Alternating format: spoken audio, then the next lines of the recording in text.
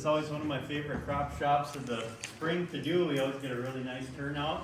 Good questions from a lot of the groups, so we'll keep it informal as things come up as we're going through different slides here, different talking points. Just raise your hand, ask away. We'll start things out. We'll kind of talk about some of the work that we're doing within Pioneer here, some of the kind of best management practices with some of our new herbicide systems within corn and soybeans, some new emerging diseases that we're seeing in our area or areas that aren't too far from us. And then we'll kind of wrap it up with some kind of spring readiness, kind of important things, kind of refresh everyone before we get into the field here this spring. So just wanted to start out, this is an overview of our plot locations that we had kind of at the local agency level here in 2024. So this is covering, the left-hand image is the area that I covered kind of from Fargo all the way out to Carrington, that 281 corridor, and all the plot locations we have there. The area on the right-hand side of the screen is kind of my counterparts territory. That's TTB, we call it. It covers kind of into Minnesota up into Grand Forks, but you can see how they kind of overlap, and within these two areas here, we're really covering a lot of the same agronomic issues and a lot of the same focus points. So overall, we had 64 trials at the local agency level last year that we put in, and they had 62.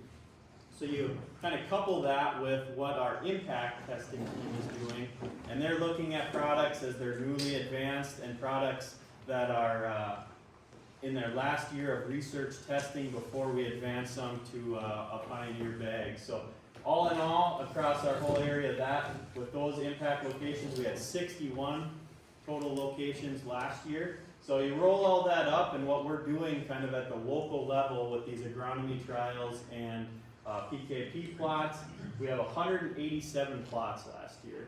So we're really covering the area well, in my opinion, kind of getting across all these different acres, different environments, testing these products as they're in the very early stages of the development and early stages of advancement.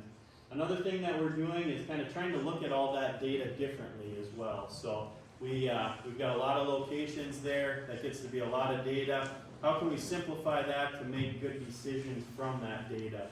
So one thing that we did here is we kind of rolled up all of our corn plots. This is on the corn. We also did it on the soybeans.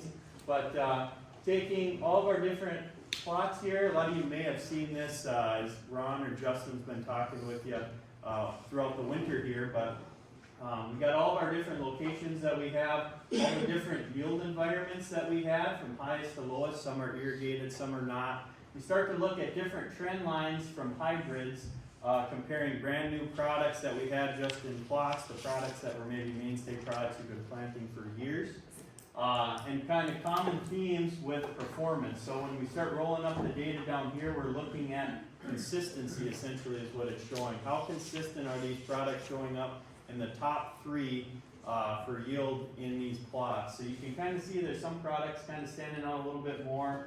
You can gain a lot of insights from a wide area quickly from some of this data here. We did the same thing on soybeans. So, if you're looking at irrigated, high-yielding environments, you can look what locations are close to me that are having products that are consistently yielding kind of in that top third or top three across environments.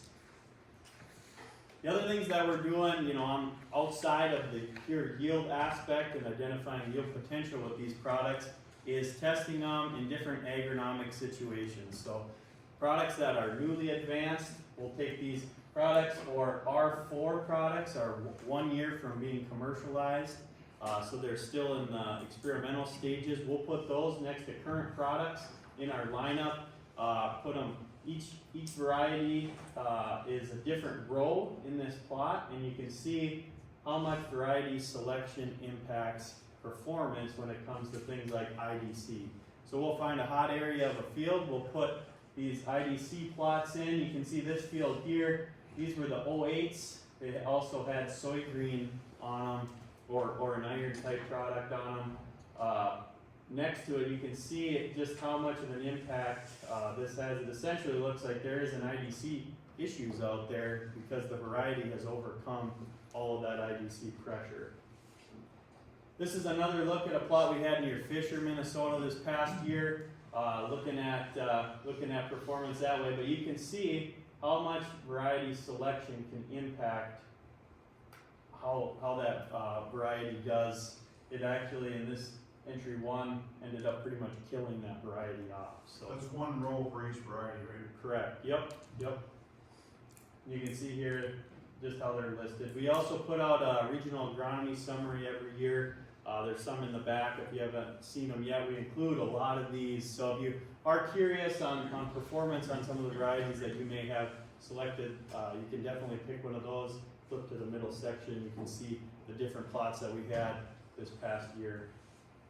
On the corn side of things, a big focus point that we've had the last couple of years here is high salt corn plots. So, you know, when we're doing these yield PKP type trials, we're looking at yield and performance and how much can we push yield in those environments.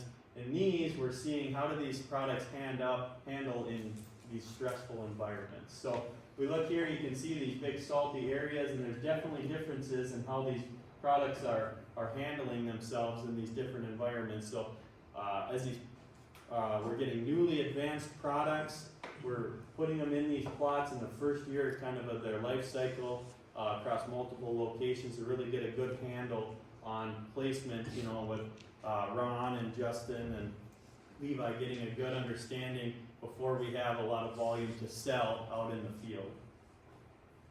This is a look at a white mold plot that we had as well. White mold's a big issue that we face kind of year in and year out.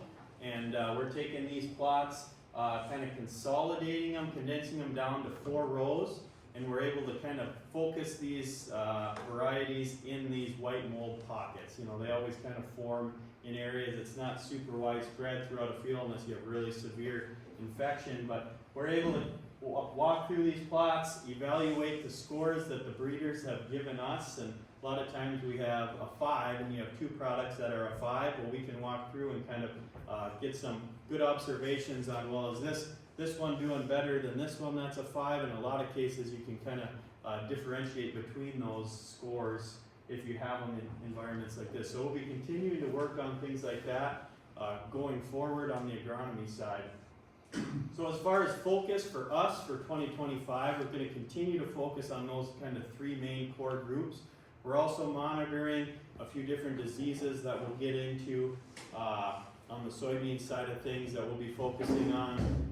But soybean cyst nematode is another big one that we're continuing to monitor. So as we continue to go forward, we'll be testing more of our plot locations for cyst to help give guys ideas, you know, how are these products performing as well when it comes to having cyst or not having cyst. So that was kind of the local level and what we're doing locally, but the one thing that I also wanted to remind everyone of is just kind of the backing that we have at Pioneer.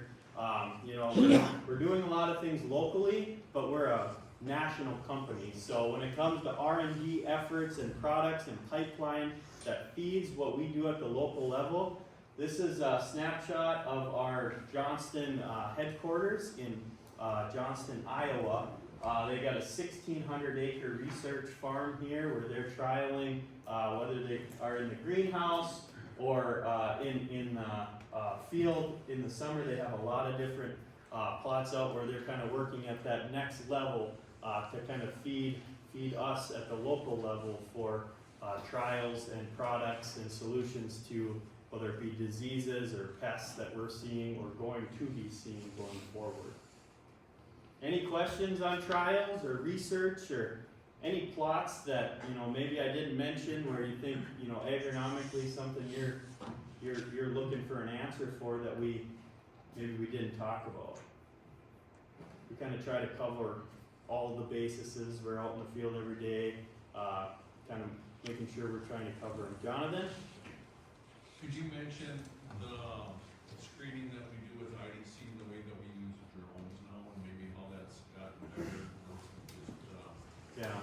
human So kind of going back to those IDC trials, at the local level, after products are advanced, we're testing them out in the field, in your fields, picking the best varieties that we're seeing out there. But prior to those plots, our products are all going through that research stage. So a number of years ago, our breeders would walk the plots, and just by eye, they would evaluate each individual variety and how it was doing at various points in that growing season, and give it a score. Well, now they actually switched, and they do all of their IDC ratings through a drone system. So they're flying that plot multiple times a year, and they get a flash score now, they get a recovery score, and then an overall score. So they're flying it multiple times, getting essentially all of the human bias removed from that, and they're using, you know, algorithms to actually pick and choose and give it that score, and removing all the human error potentially involved. So we're really refining that scoring system that we have. You'll still see in our books they're pure numerical, you know, 1 through 10. So you'll see a lot of 7s in there, and you know, that's kind of complements to our breeding efforts and the way that they screen things, being able to select better products quicker to bring through that Pioneer bag. What do you, Yep. you're gonna touch on tar spot later, or not? Yep. Okay. Yeah, we'll cover some kind of emerging diseases here in just a bit. Just wanted to touch briefly on corn here, kind of where we're at with corn, what we're looking forward to.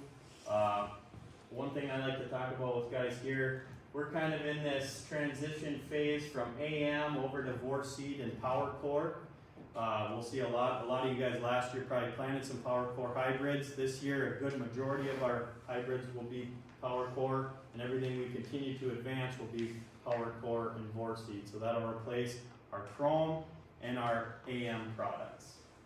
So we're kind of in the middle of this pipeline here right now, but we've got a lot of different solutions coming. Last year, Matt Walsh, our corn breeder, kind of talked about some of the things that we were bringing down the pipe with even new defensive packages, new traits for above and below ground protection for insects with corn. So that's coming. We also have a yield stability trait that we're bringing out to actually make these products more stable when it comes to variable environments. It's not going to necessarily raise our top end, but it's going to raise the floor of that yield potential throughout an entire field. So it's essentially bringing up your average that way. So overall with corn, we're going to see more innovation in the next 10 years, and we're kind of on, you know, probably year 1 or 2 of that 10-year phase than we've seen in the past 30 combined. So a lot of new stuff coming in corn.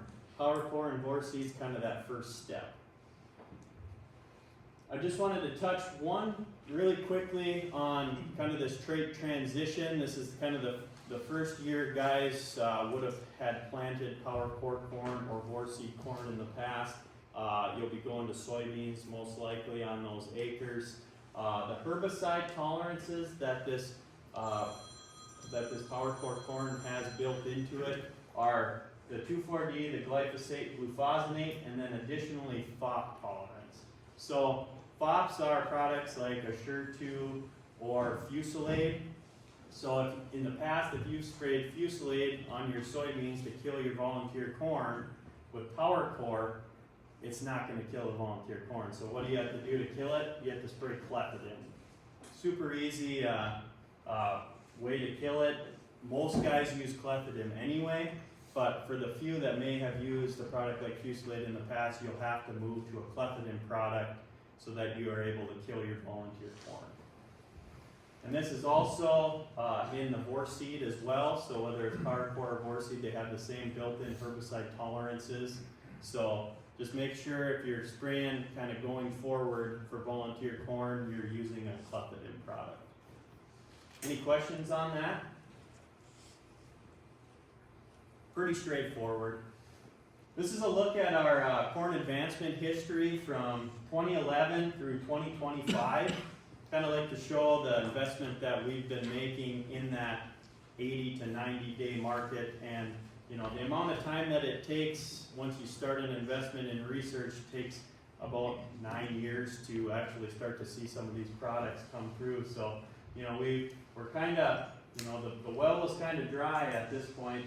The investment that we made back in 2015, you know, these new products that we're really starting to see, pushing new products out quickly, you know, is kudos to that research team. So this past year, in our maturity zone, we advanced at 80 day, we advanced a new 85 day, a new 88 day, a new 91 day, a new 92 day.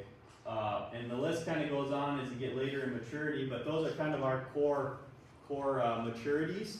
So we've got a new 92, 399. A lot of you will probably be planning this year. We've got a really nice volume of that to try. 91083.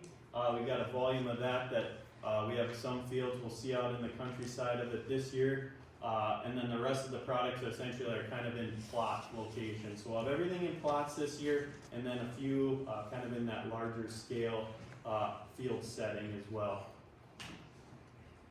With all the products that we've got, it can be really easy to kind of get, you know, flustered or you know, confused on different hybrids. We've got some, on the corn side of things, multiple hybrids at multiple maturity zones. You know, you look at our 85-day market, we got 3 85-day products now. You say, well, which one do I need? So I built these quick reference guides. These are really handy to have. You can get one from any of the guys. We can send it to you or print it off. Really handy to have in the seed tender or the tractor during planting season, because we've got all the kind of agronomic stoplight charts for kind of those key agronomics, if they're good, better, best in there. And then agronomic placement recommendations built by myself for some of those, all of the different products that we have. On the corn side of things, we also included some seeding rate recommendations kind of per yield environment. So if you have different questions on different hybrids, kind of a rough estimate on where you'd want to start on population if you're out in the field loading the planter and you want something to quickly reference. There's also some couple of useful QR codes as well on the corn side of things. We've got a planter setting recommendations that we'll get into here later and talk a little bit more in depth about. And then on the some population recommendations too, kind of a little more in depth than the kind of quick reference there that we have. On the soybean side of things, we're continuing to really advance new products quickly. When I was talking with our breeder Nadia, when Z-Series soybeans first came out, she said, well, don't get too comfortable with a particular variety, because we've got a lot of really good stuff coming right behind it. And an example of that is our new 09 and our new 11 soybean that we advanced here. We've got 09Z31 and 11Z91 to already replace 2 of the Z-Series products that we just launched. So what we're seeing with that is better yield and continued agronomics that come along with that. So they're breeding, you know, now that we're not in a trait transition period, essentially, we're able to focus on yield and agronomics and forward breed products quickly. And with that, we see rapid advancements of soybean varieties. Last thing I wanted to touch on just briefly, there's a couple of handouts that you guys have here in front of you. Adam will get a little more in depth as far as the Enlist system goes, but a couple of things that we've seen from NDSU here in the last year. They've been talking about some different water hemp studies that they've been doing in soybeans. This was one that they did this past year that they've been talking about. Everyone should have this slide out in front of them printed out. But essentially what it's showing is glufosinate, which is Liberty, 2,4-D, which is Enlist, and then that Liberty and Enlist tank mix, and then comparing that to the dicamba system that we came from.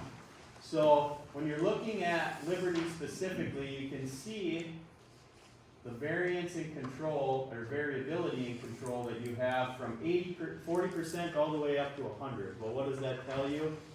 Liberty is a finicky herbicide that you need the right environmental conditions that get a good kill. We all know that. It's been around for 20 years. But when you mix that glufosinate with the Enlist, you can can see how much it sharpens up that control and sharpens up the range of control.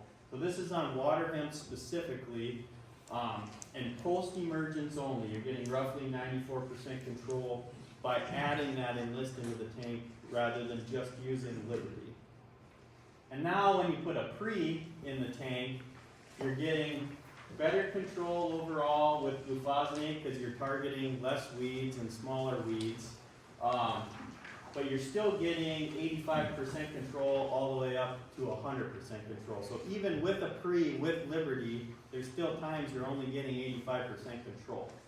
But when you use Enlist and Liberty, you're getting nearly perfect control while you're using a pre. So that's kind of the best management practices that we've been recommending. You know, we've talked about using a pre for years. We've got a lot of really good products out in the market. Adam will hit on a couple of those here today as well. But just continuing to make sure we're using that to really start us out more so on the offensive side rather than playing defense all summer long. On kochia, last year I did a study with NDSU out of Carrington, and we kind of had similar results to this water hemp trial.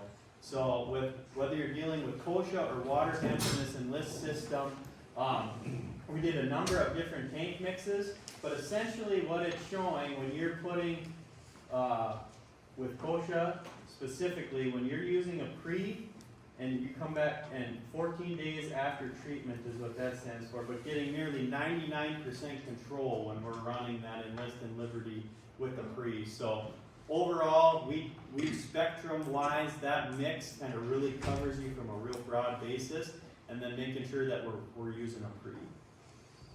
Any questions on weed control?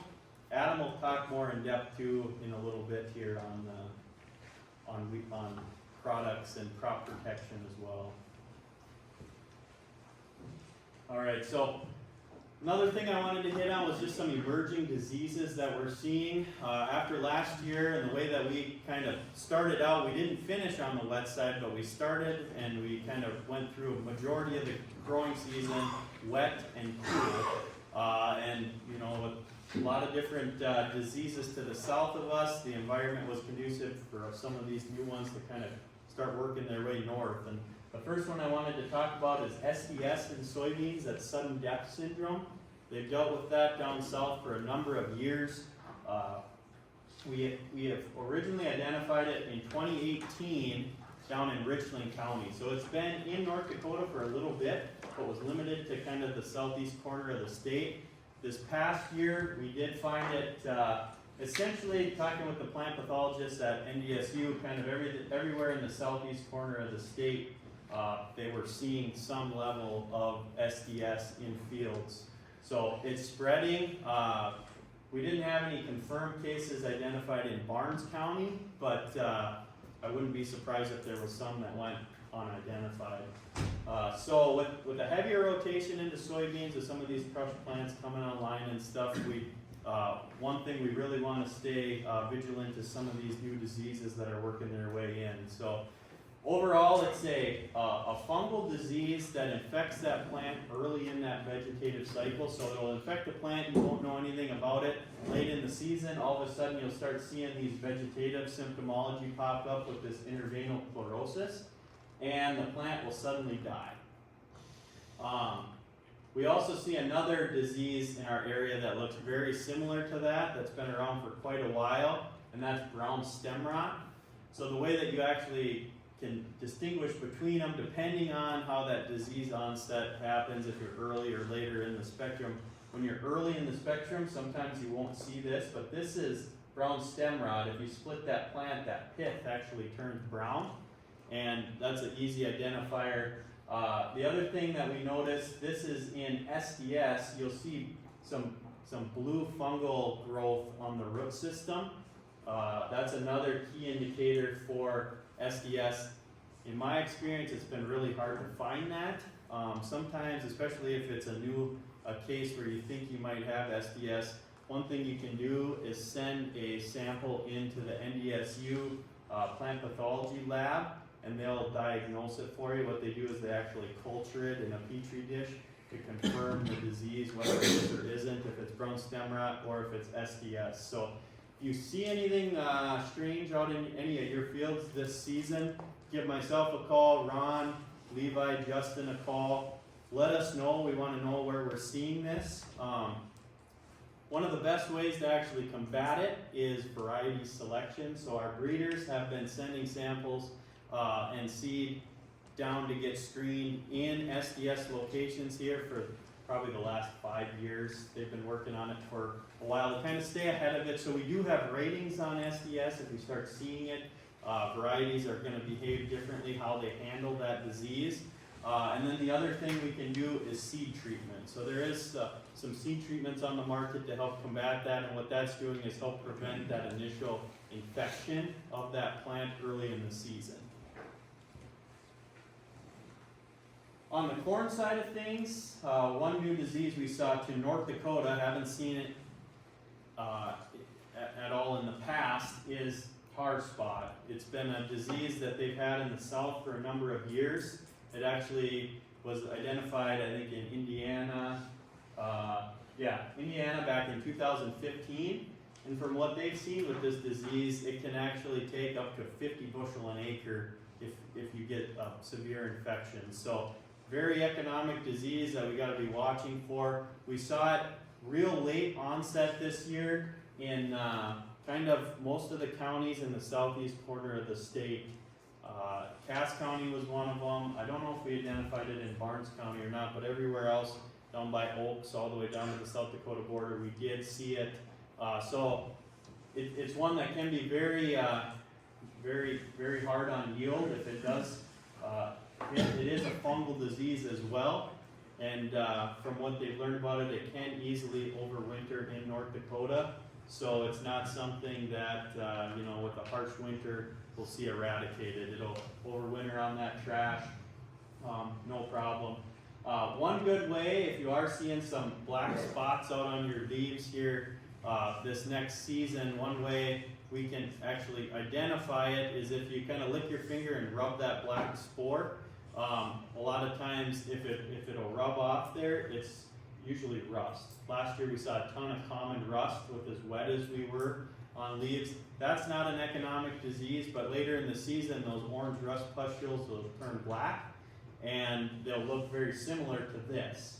So the one way to check is if you just rub your finger on that. If it rubs off, you got rust. If it doesn't, you could potentially have tar spot because that tar spot lesion is actually embedded in the leaf. On the pest side of things, one of the biggest pests that we're seeing in our area kind of continue to creep north is corn rootworm. Corn rootworm has been an economic pest down to the south of us for many years, but 2 years ago we saw it really creep north. Last year, with as wet of a spring as we had, I think we saw some mortality due to kind of flooding and drowning out saturated soil. So we didn't see quite as much this past year, but there was still quite a bit to the south of us. So this was a field just south of Morton this past year. Early spring planted, looked really, really good. And later in the season after tassel, they had a 70-mile-an-hour wind come through, and it knocked all the corn over because the corn rootworm beetles had fed on that root system to the point where that didn't have enough strength to continue to stand.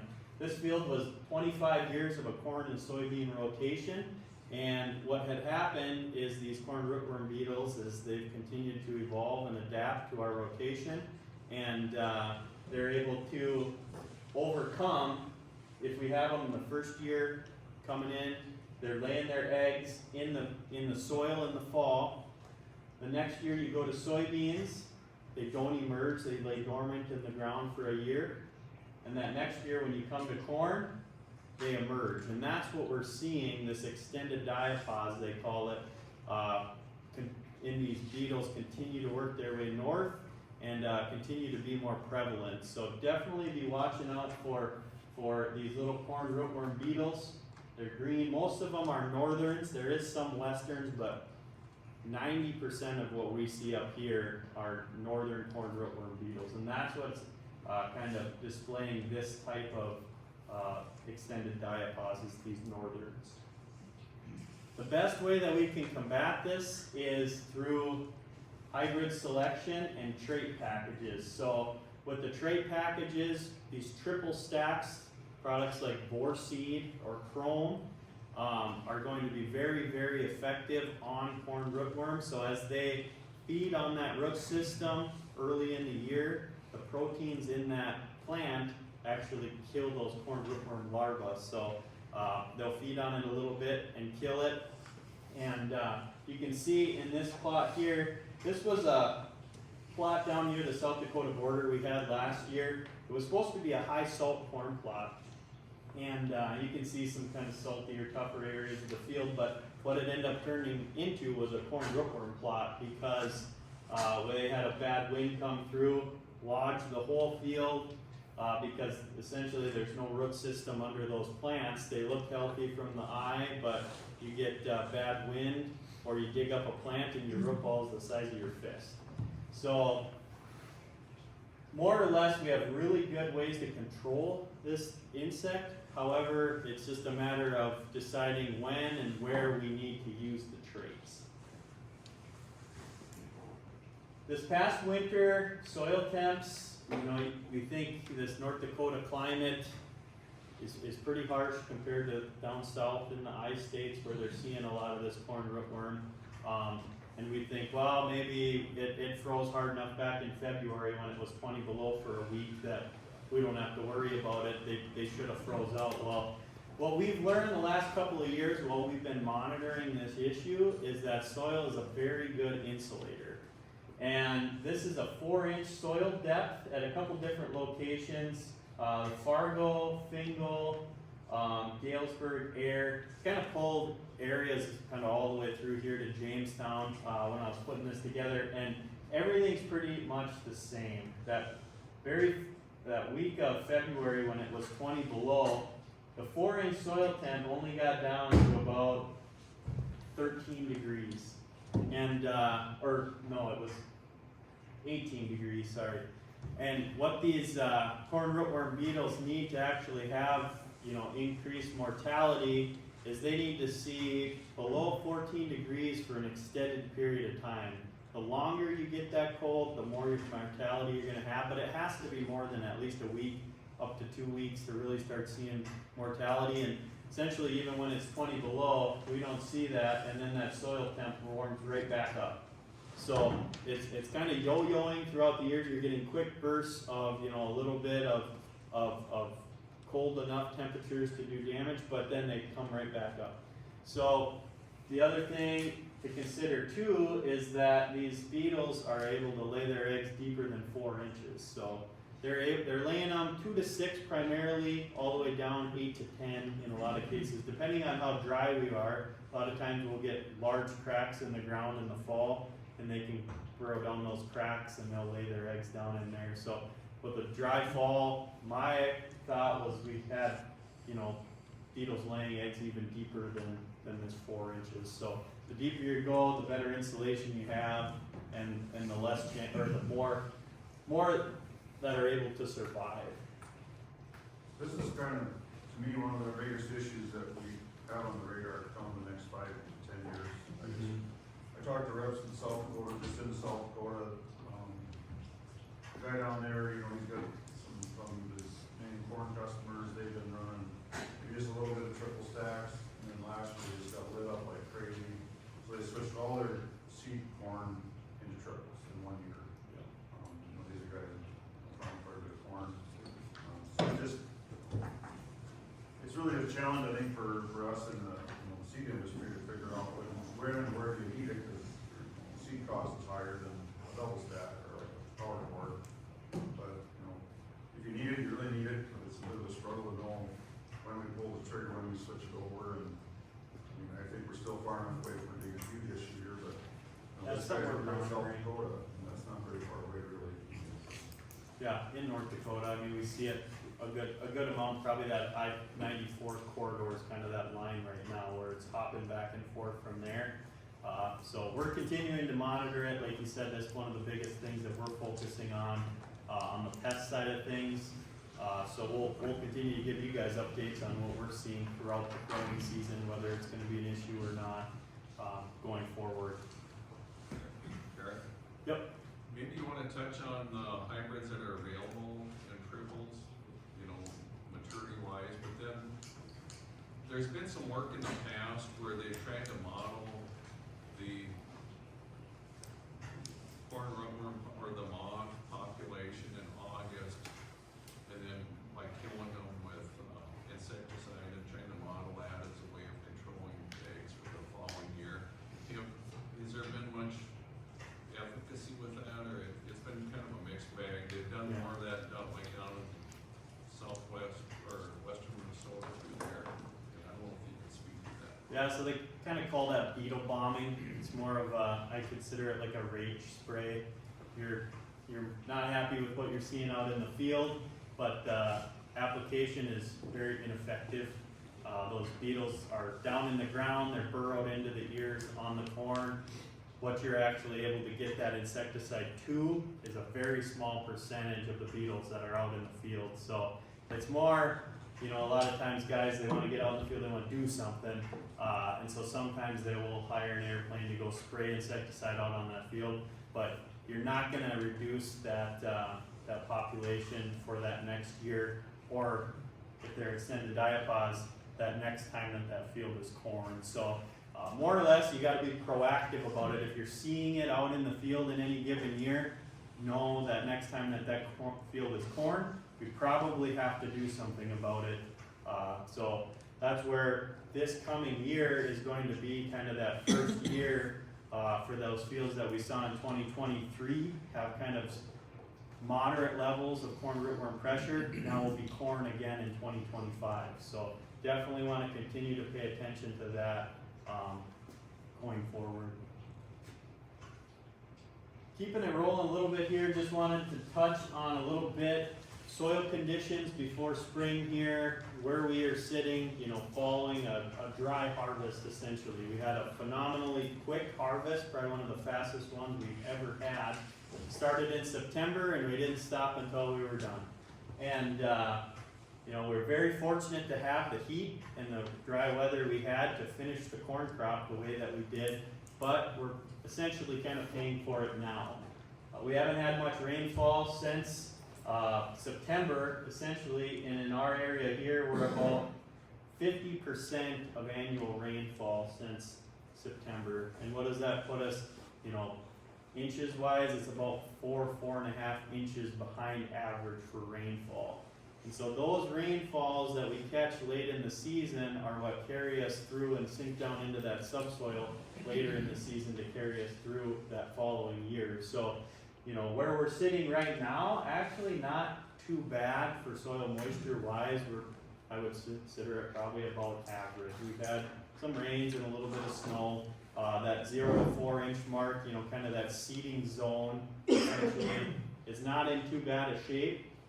But when you start looking at the subsoil, how we're handling that, you know, a good chunk, we're kind of in an abnormally dry area right now, and with, you know, not a ton of projected moisture coming forward, we're going to continue to stay that way as things continually slowly trend warmer temperatures as we get later here in the month. But you know, overall, that looking through different models, that subsoil portion of our soil profile is very dry, but the top 0 to 4, 0 to 6 inches is not in too bad a shape. So we're going to need some timely rains after planting to really start and continue to progress that crop. This is a little bit of a seasonal outlook, kind of that April, May, June kind of planting time frame. And you know, overall the last couple of years it's shown more kind of rapid swings where, you know, the precipitation's maybe way above average and the heat temperature is way above average. And what that brings is more inconsistencies in weather patterns. You get bigger rains, more storms, things like that. This is just kind of showing kind of smooth, that kind of a slow ramp up in temperature. So, you know, my hope is that we continue to trend this way. You know, it's showing equal chances, so there's not saying that nothing could happen, but their certainty that something major is gonna happen is not there. So that's encouraging to see with not having any snow outside and the weather looking the way it is with the extended forecast. Before we get into planting season, like I said, I just wanted to touch on a few things, to keep kind of top of mind as we're finalizing those plans, as we're kind of thinking through agronomics and placement on varieties as we start to get into the planting season. With commodity prices being where they are, there's been a lot of pressure on where can we cut costs to maximize production here this year with the markets being where they are. And the first thing I see guys talk about a lot of times is maybe not putting the fertility down, not putting the phosphate down this year, cutting costs that way. But we want to make sure that we're really paying attention to field specifics.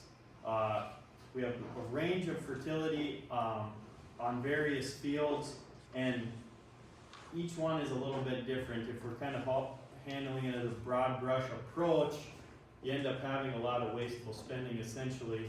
But one thing I wanted to point out on the yield standpoint was just identifying that those different yield levels that you're in, what you're shooting for, and what makes sense. So we're not essentially trying to go do something where we have, maybe you're trying to put copper on in this example here, but nitrogen or potassium is your biggest limiting factor. So knowing those fields, knowing what nutrients we absolutely need.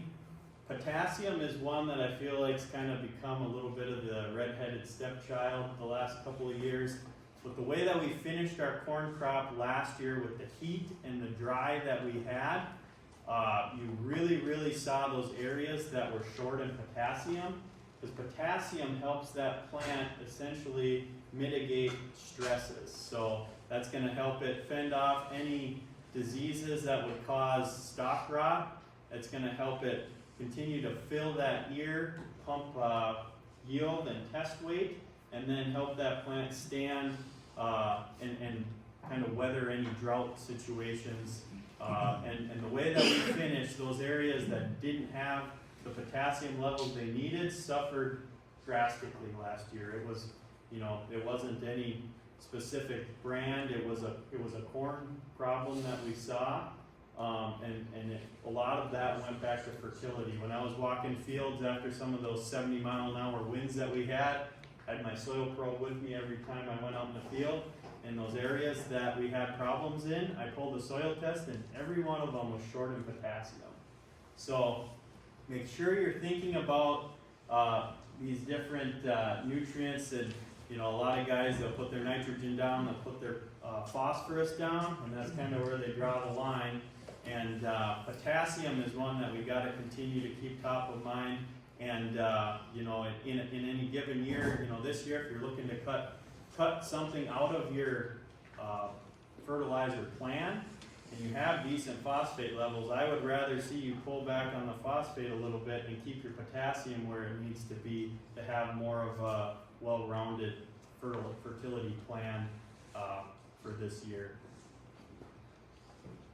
Pathogen-wise, just wanted to kind of cover a little bit. Darren will get into the actual seed treatment side of things, but depending on what we're seeing with environmental conditions, whether that be 50-degree cool soil temps all the way up to wet soil temps, we've got a broad host of different diseases that are always trying to infect these plants. So with soybeans specifically, anywhere from 50 degrees all the way up to 85 degrees, there's some kind of a disease that's trying to infect that plant, and Phytophthora is probably the worst that we deal with. Some of these other ones are essentially, we call them piggyback diseases. So say you get Phytophthora that weakens that plant's immune system, that plant starts going backwards, all these other diseases are able to kind of hop on and infect that plant too. But 60 degrees all the way up to 86 degrees in the entire season long, Phytophthora is able to infect that plant. So starting it out right, starting out on the right foot, getting that plant root system established is super important. So a good fungicide seed treatment is very important. And with what we have in our Lumagen mix, this year we're always continuing to add and tweak our recipe to give us the best protection in the industry. And currently we have that. Darren will talk about a few of the tweaks that we made going forward with even products for next year to help continue to increase that. One thing that I've seen in addition to the fungicide seed treatment is the insecticide treatment. The last couple of years, probably 3 years, it's been night and day to the line when you have an insecticide seed treatment on your soybeans for early season aphid control. The price of products like Gaucho have come down considerably over the last few years, so it's become a real economic treatment. It's cheaper than a sprayer pass later in the season, and you're getting really good suppression early in the season. With the last couple of years, these bugs have kind of infected and started to kind of build scale populations earlier in the season, so we're getting more out of the insecticide portion than maybe we would have 5-10 years ago. So definitely something to consider, especially in this area. We've seen a lot of aphids the last few years as well. So something to think about there.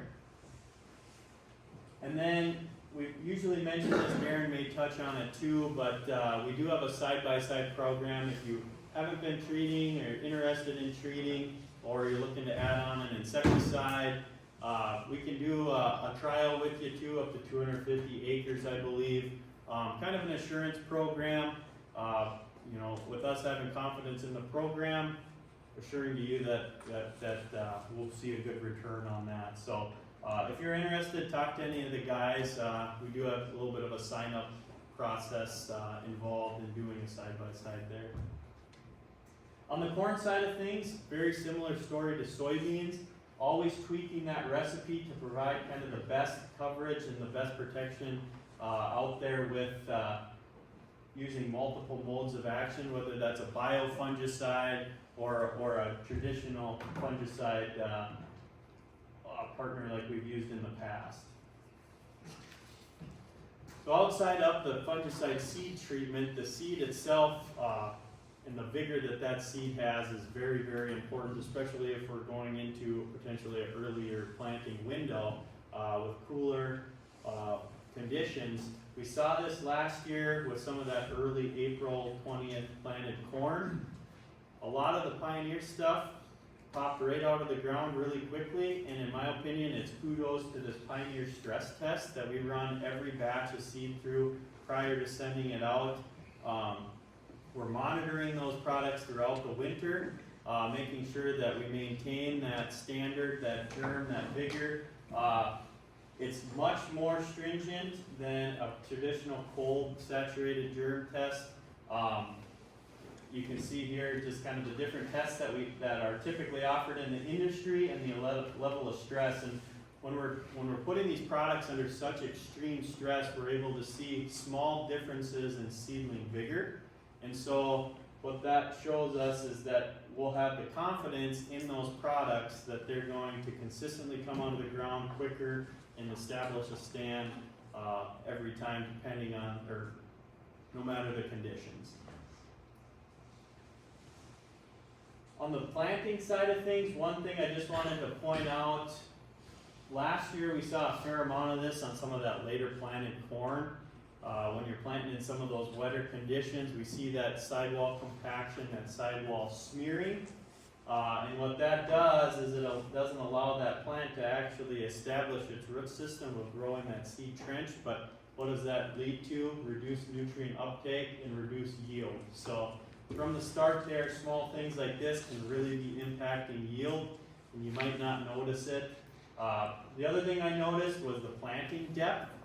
You know, a lot of the times we're shooting for that 1 3/4, 2 inches on that corn. Sometimes we were walking fields digging up seed, guys were at 1 inch. Well, if you're seeding at 1 inch and you got good soil moisture, it's gonna pop out of the ground fast, but later in the season, that plant isn't able to establish its nodal root system properly.